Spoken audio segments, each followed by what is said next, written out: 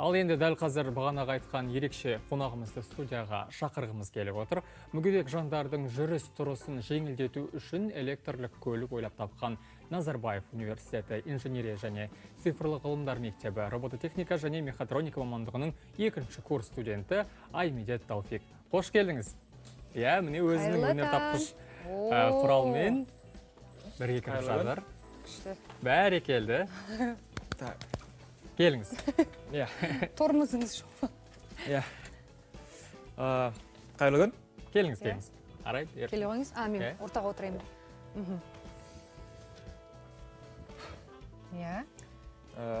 Қайырлы таң, қазақ елі.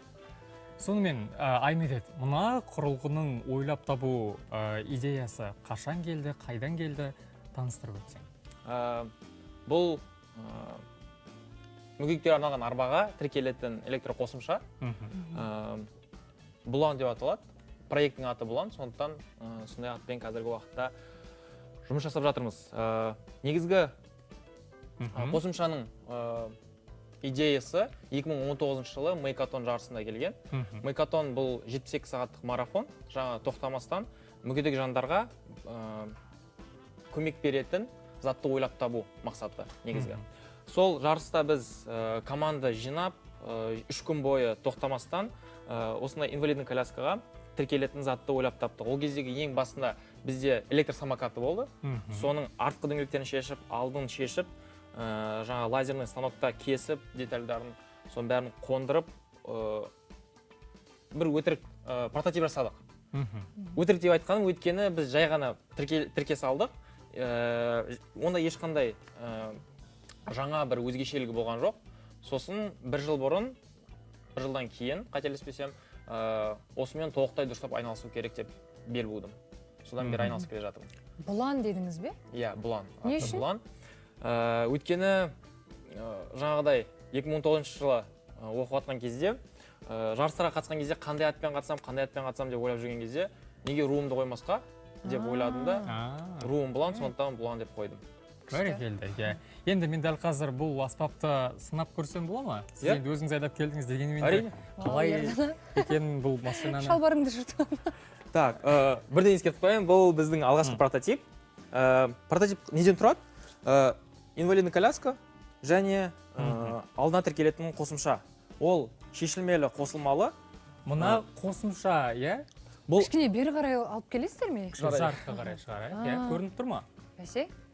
Неден тұрады? Алдында мотор, хаб моторы деп аталады.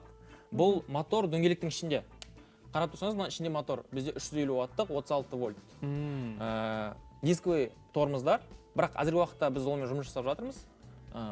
Және алдында... Тормозын жақсарту мақсатында әлі жұмыстар жасалып жатыр, иә? Қазір сонда жеткілікті дәрежеде тез тоқтамай ма, әлде қалай? Жеткілікті дәрежеде тоқтамайтын себебі мұнда жаңағыдай қыстыратын бөлшектері әлі келмей жатыр. Келмей жатыр дегенде сәйкес келмей жатыр? Иә, сәйкес келмей жатыр. Жаңағыдай арасындағы миллиметрларды өлшеу керек, сондықтан бұл жаңағыдай өте дәл жасамаса, тормоз дұрыс жасамайды. Алдында бізде қолдан жасалған батарея, жаңа 18650 форматындағы литионный батареясын біз өзіміз құрастырдық. Жаңағыдай точный сварка арқылы кәдімгі комплект құрастырдық. Және алдында контроллер қолданады. Жаңа қолдан жасалған темір бокс. Бұның барлығы қолдан жаңа сварка арқылы жасалды.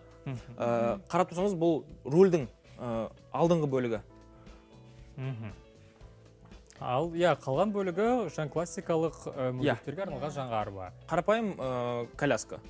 Соны негізгі идея бұл қосымша кез келген уақытта шешіліп, кез келген уақытта қойылу керек. Қазіргі уақытта бұның құрылып шешілуі шамамен 5 минут. Бірақ біз қазір командамен оны 15 секунд, 20 секундқа дейін түсіруге жұмыс жасап жатырмыз. Бұны жалғыз бір адам өзі алып шеше ала ма, әлде бірнеше адам көтеріп тұру? Бір адам, қосымша бір адам керек, жаңа мүгедектен басқа. Бірақ негізгі ойымыз бұны мүгедектің жалғыз өзі кез келген уақытта шешу керек, жаңағыдай. Мүмкін ол үйге кірер кезде қосымша керек емес болса, ол шешеді де кіреді. Немесе мысалы супермаркетке барғысы келсе, кез келген уақытта қосады да өзінің қалаған жеріне барады. Негізгі бұл прототиптің негізгі мақсаты бұл жаңа мүгедек жандарға тәуелсіздік беру. Өйткені олар негізгі уақытта тәуелді болып саналады. Неге тәуелді? ассистенттің жаңағы көмек беретін адамның уақытына тәуелді. Олардың уақытынсыз ешқайда бармайды.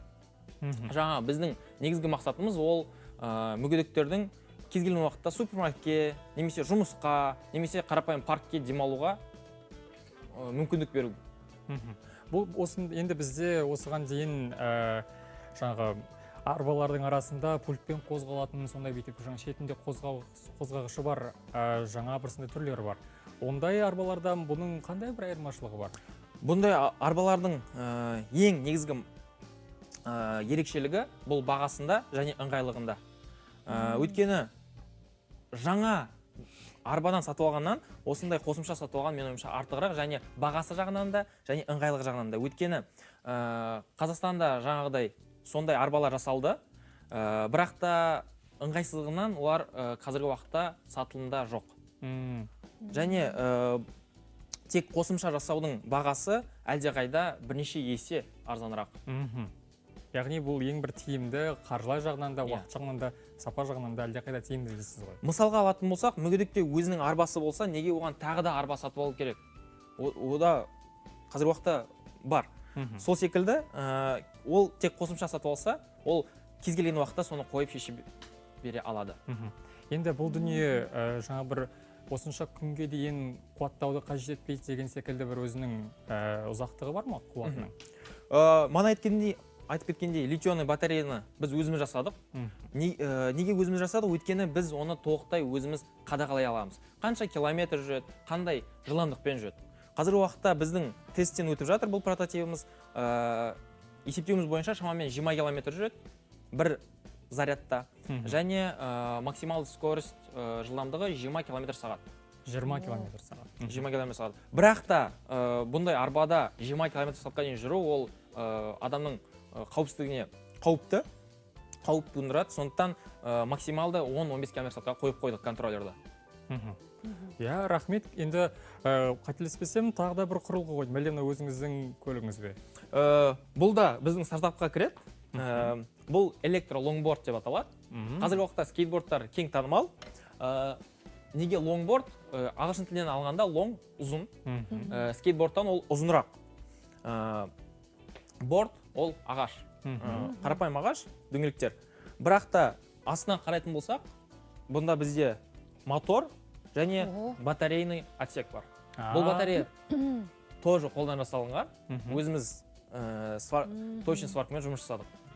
Яғни бұл аяқтың күшін қажет етпей, емін-еркін жүре беруге арналған, иә? Скейтбордтың бір артықшылығы ол жаңа аяқпен итеру керек, ал мұнда ешқандай итеріп керек емес.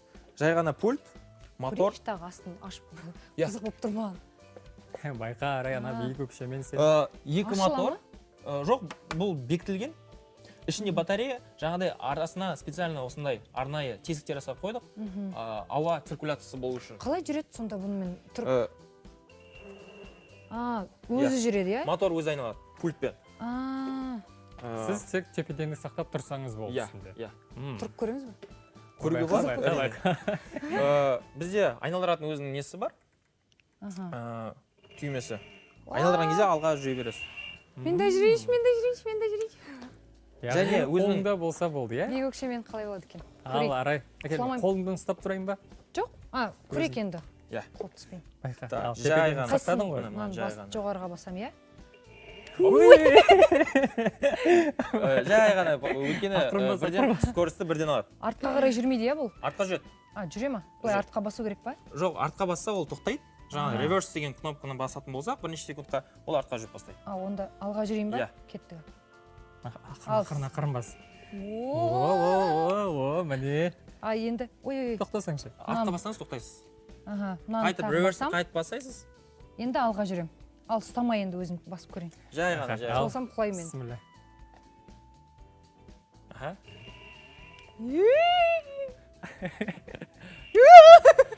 Сен қазір камераны соғасың, арай тоқтат, сен сол осы жерде. Қазір артқа кетем. Кішкене 2-3 секунд күту керек. Күту керек па? Басып күту керек. Бірдеңе жанып жатыр, иә. Кеттік, түс болды, қой. Болды, иә, жарайды. Қызырын әбден кіріп алдың ғой, дейм, ой. Мынаны өзіммен бірге алып кетем ау дейм. Сен алып қаласың, осы байқамаса. Бұл біздің екінші лонгборд. Біріншісінде қарап тұрсаңыздар, мұнда бізде мотор сыртта, ол жаңағыдай мына ремень арқылы дөңгелекті айналдырады. Ал біздің бірінші прототипте мотор дөңгелектің ішінде болған, қап мотор. Бәрекелді. Енді бұл сіздің қазіргі таңдағы қолжетімді екі осындай жасап шығарған дүниеңіз. Иә. Мынау екіншісі жалпы адамдарға арналған ғой, иә? Иә, бұл көбінесе жаңағыдай 20 жастан 45 жасқа дейінгі адамдарға. Өйткені қазіргі 30-45-тегі адамдар бұл жастармен бірге бір трендте болғысы келеді, жаңағыдай бір потокта. Сондықтан бұл жұмысқа баруға, дүкенге баруға, немесе жай ғана демалуға керемет мүмкіндік.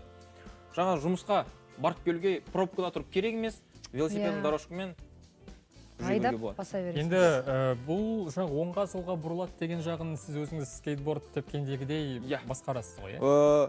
Бұл қарапайым лонгбордқа ұқсас, жаңағыдай весті, мен өзімнің весімді алға солға басқан кезде дөңгелектер байқасаңыздай қозғалып жатыр. Соның арқасына ол бұрып бастайды. Мотор тек қана алға айналдырады және артқа. Ара есінде ме, осы біздің самокаттар кейінгі уақытта трендке айналып кетті ғой бір кездері? Иә, бүйтіп ұсталынып. Иә, осылай бүкіл қалада жаңа екінің бірінде осындай болады. Енді меніңше мынандай лонгбордтар тура сондай трендке айналуға әбден лайықты секілді. Енді бұндай керемет дүниелерді жасап шығарғанға сіздің мектебіңіздің, білім алып жатқан ордаңыздың өзінің бір еңбегі бар шығар. Сол жайлы айта кетсеңіз. Иә, негізі жаңағыдай Назарбаев университетінде оқығаным бірталай артықшылықтар бар, мүмкіншіліктер бар. Өйткені жаңағыдай исследованиемен, зерттеумен айналысуға көп мүмкіндік бар, және технопарк секілді біздің өзіміздің базымыз бар. Жаңа технопаркта мысалға қарап тұрсаңыз, мұндағы темірлердің кесілуі, мына мысалға бокстың жасалуы, лазерный станокта жаңа темірдің бәрін кесіп береді, және ешқандай ұзақ уақыт кетпейді. Өзінің профессионалдары жұмыс жасайды, жаңа Нұржан секілді бір керемет адамдар. Солар көмектеседі. Сондықтан мен ойымша бұл мектепте оқудың өзі қосымша көмек береді. Бірақ та адамның өзінің несі болса, ішіндегі сезімі, ішіндегі желаниесі болатын болса, ол кез келген жерде жасай береді. Енді Айметов, өзіңізбен жеке танысайықшы, қай жердің тумасысыз, қандай отбасыдан шыққансыз? Мен Батыс Қазақстан облысы Сырма ауданы Жымпиты ауылының тумасымын. Сәуір айының 7-ші жұлдызында дүниеге келгем. Айта кететін болсам, жаңа Жымпиты ауылында өстім, бірақ та көп әкемнің жұмысы бойынша әртүрлі жерде өмір сүрдік. IT лицей мектебін бітірдім, Батыс Қазақстан облысында облыстық мектеп. Және де отбасымды айта кететін болсам, үйде төртеуміз, ата-анам, үлкен апам, қарындасым, інім. Енді осы құрылғылармен шектелмейтін шығарсыздар. Тағы қандай жоспарларыңыз бар? Қандай бір құрылғы ойлап табуға мақсат бар? Айта кететін болсақ, бұл проектті мен Орал қаласына бастағам. Жаңа карантин кезінде даму арқылы бизнес-карта, бизнес-жоба 2025 бойынша 3 миллион теңге грант ұтып алғам. Сол кезде Оралда бастадым карантинде. Сол кезде әкем көмектесті, жаңағы сол процесске кіруге. Сол кезде ең бірінші продукттарымыздың бірі бұл бізде электровелосипед болды. Қарапайым велосипедті біз электровелосипедке айналдырдық. Жаңағы дөңгелегін ауыстырдық, батареяны қолдан жасадық, соның бәрін қойып жасап көрдік. Ол қалай жүрді сонда электро деген? Дәл солай түймені басудың көмегімен ба? Иә, ең негізгі ойы оның адамдардың спортпен айналысқысы келеді, мысалы жұмысқа велосипедпен келеді, бірақ жұмысқа келгенде адам шынымен шаршап немесе терлеп келеді. Бұл ешкім керек емес, таңмен жұмысқа келгенде. Сондықтан электровелосипед ол шешімі болып табылады. Иә, барынша өміріңді ыңғайлы, жақсы, оңай қылудың керемет тәсілдері, шешімдері шығып жатыр екен. Енді көп рахмет мынандай қызықты дүниелерді көрсетіп жатқаныңызға. Енді сіздің басқа да әріптестеріңіз немесе жаңа қатар оқып жатқан студенттеріңіз, басқа студенттер тура осы дүниелер шығарып жатқан шығар. Мысалға біз білмейтін тағы қандай нәрселер бар? Біз білмейтін технопаркта біз қазір уақытта Shell Eco Marathon проектімен айналысып жатырмыз. Бұл бір адамдық толықтай карбоннан жасалған электромобиль. Бұйырса сентябрьге немесе қыркүйекке қарай Малайзияға мүмкін жарысқа барып қаламыз. Жаңағыдай командамызда 9 адам, барлығымыз бір үлкен бір адамдық машинаны жасауға жұмыс жасап жатырмыз. Негізгі бөлігі бітті. Қазіргі уақытта контроллермен және батареямен жұмыс жасап жатырмыз. Иә, онда бұйырса тура сол қыркүйек айында сіздер Малайзияға барып келгеннен кейін сіздердің командаларыңызда 9 адамды түгел осы жаққа шақырып Сүйінші хабармен бүкіл Қазақстанды қуантамыз деген ниеттемін. Иә, міндетті түрде бізге айтыңыздар, міндетті түрде бізді хабардар етіп отырыңыздар. Бізде сол мәселенің тамырын ұстап отырамыз. Енді құрметті көрермендер, Аймеретке сәттілік тілеп қояйық. Көп рахмет осындай сұхбатқа келіп, мындай жаңалықтарыңызбен бөлісіп жатқаныңызға.